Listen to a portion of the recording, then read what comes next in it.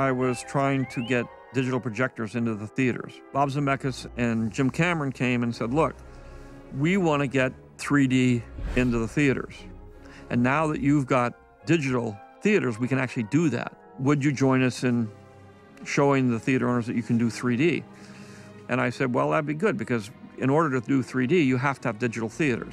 So it would promote my idea of digital theaters. But then when I saw the test that we did, which was about 5 minutes long, of Star Wars in 3D, I realized how great it was and how great it looked. Oh, my. Watching it is hard to explain. It's the difference between watching a film in black and white and a film in color. It works in black and white, but it also works better in color.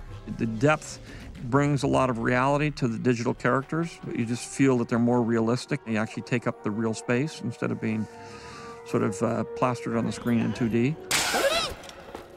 How rude. Also, in terms of depth and telling the story, there's a lot of issues where things are going on in the background that are very important, and you notice them more in 3D than you do in 2D. There's always a bigger fish. I believe very strongly with 3D that I don't like the gimmick part of it.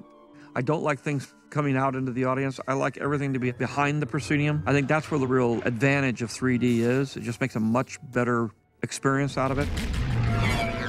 3D and conversion of 3D is not a technical thing. It's an art that you need artists for. We had an advantage which most people who try to do conversions don't have, in the fact that the people who've worked on the film, especially in visual effects, Dennis Muren, John Knoll, they were there on the set every day taking measurements, seeing things. So you really, in order to do a good conversion, you have to have somebody that says, no, this person was sitting in front of that person.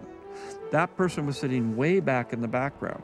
This was over here. So they can remember and have notes that say where everything is. So by having that extra information and having the skill set of ILM with their experience, their knowledge of what went on the actual set, we were able, I think, to create a really good 3D experience. Star Wars was designed to be on the big screen. This will be the third generation that will be allowed to see it on the big screen. And to me, that's a great plus, because the film was designed as an immersive experience.